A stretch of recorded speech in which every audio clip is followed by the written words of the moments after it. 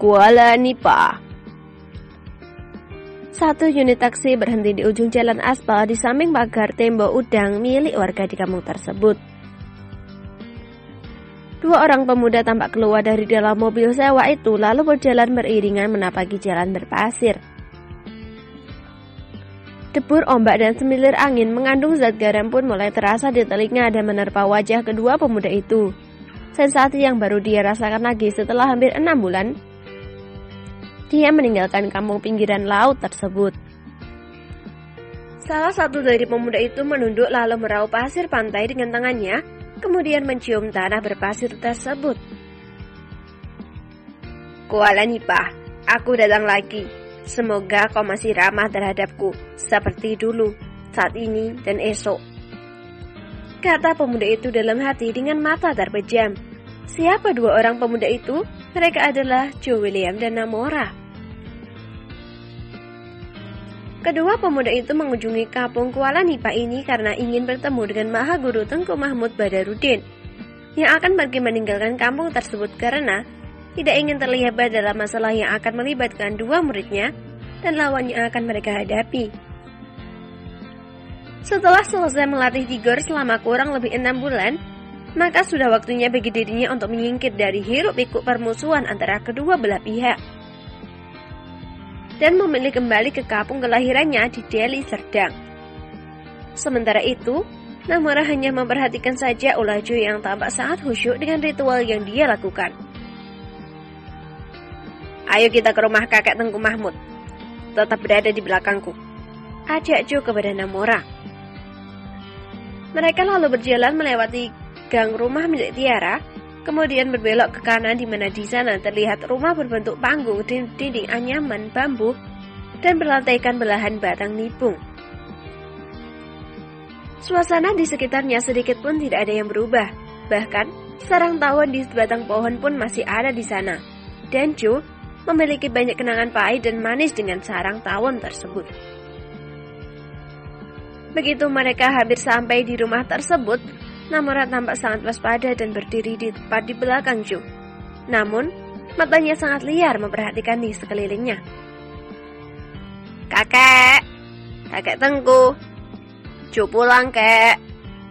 Tidak ada jawaban, hanya ada hembusan semilir angin pantai yang bertiup menerpa wajah Joe. Tapi jangan salah, keheringan seperti itu bahkan mengandung ancaman bahaya yang setiap saat bisa saja datang. Kek, apakah kakek masih hidup? Tanya Joe lagi. Hush. Sebutir kulit kerang melesat dengan cepat ke arah kening pemuda itu. Aku suka kek, kata Joe lalu menjentikan bola besi miliknya. Hush, stop.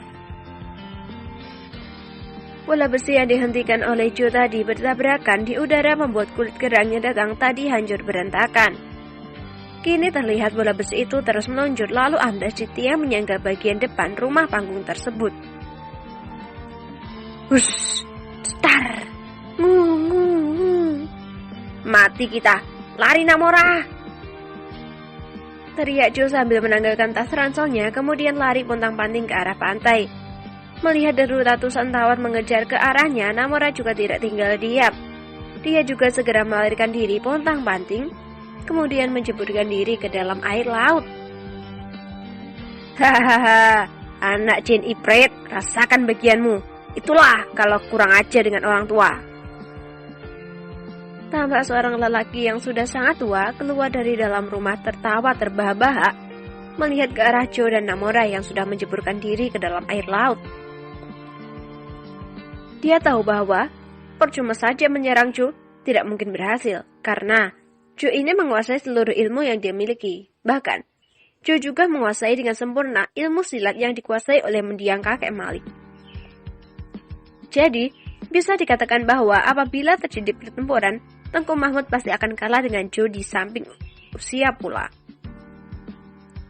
Oleh karena itu, Tengku Mahmud memilih menembak sarang tawa dengan kulit kerang, dan benar saja, sehebat apapun Joe dia pasti akan lari terbirit-birit ketika dikejar oleh ratusan tawon yang marah tersebut. Nasibku selalu sial, dapat guru kedua kuliahnya tidak waras. Maki Jo dengan wajah memerah karena kelamaan berendam dengan menahan nafas. Tak lama setelah itu, giliran Namora pula menyembulkan kepalanya ke atas. Tampak wajah pemuda itu merah padam. "Mati kita, Jo," kata Namora ketakutan. "Kau diam saja ya, dia datang," kata Jo sambil memperhatikan seorang lelaki tua melangkah dengan langkah yang sangat ringan ke arahnya. "Heh, anak jin iprit, untuk apa kau datang ke sini, hah? Kemari kau, aku akan menjambak gigimu itu," bentak Tengku Mahmud. "Apa salahku, kek?" "Diam, muncung kau itu. Kemari kataku, maka kemari." "Baiklah, kek, aku akan datang," kata Jo lalu melangkah terseok-seok menuju pinggiran pantai. Dia tahu bahwa untuk meluapkan ekspresi kerinduan, maka Tengku Mahmud pasti akan menyiksa Jo ini dengan cara yang sangat tidak masuk akal. "Heh, tadi kau mendoakan aku agar cepat mati ya?"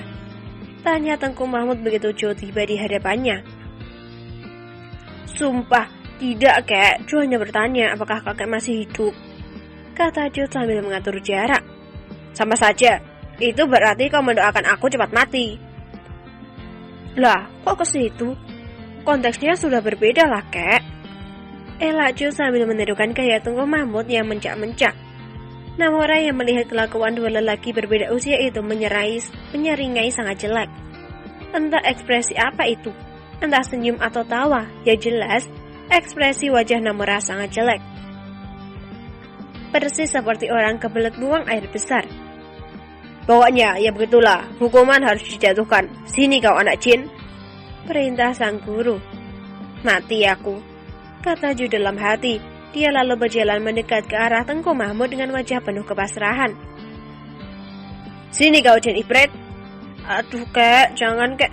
Kuping kalau belum putus tidak ada suku cadang supermarket. Jangan, kek," kata Jo sambil diseret oleh Tengku Mahmud dengan telinganya dijewer. "Kek, Paman Tigor kemana?" tanya Jo di sela-sela ringisannya. "Jangan mengalihkan pembicaraan, kau sedang dihukum." Jo mulai pasrah dan menuruti saja kemana orang tua itu menyeretnya. Tiba di depan tangga, barulah Tengku Mahmud melepaskan jewerannya di telinga Jo. "Heh, anak jin, untuk apa kau datang kemari, hah? Apa kau tahu bahwa ada ramai orang-orang dari Hong Kong berdatangan ke Indonesia ini, terutama kota Kemuning, kota Sasik Putri dan Kuala Nipah ini untuk melacak keberadaanmu?" tanya Tengku Mahmud. Mendengar pertanyaan ini, Namora dan Jo saling pandang dengan dahi berkerut. "Ingat Jo, jauhi orang-orang yang kau sayangi atau mereka akan menjadi sasaran mereka. Saat ini, Paman Tigormu sedang berangkat ke kota Kemuning. Aku juga akan berangkat meninggalkan kampung ini sebentar lagi. Ingat pesanku, jauhi orang-orang yang kau sayangi atau kau akan kehilangan mereka," kata Tengku Mahmud sambil beranjak dari duduknya dan anak tangga, lalu memasuki rumah. Tak lama setelah itu dia pun keluar sambil membawa buntalan kain berisi pakaian miliknya.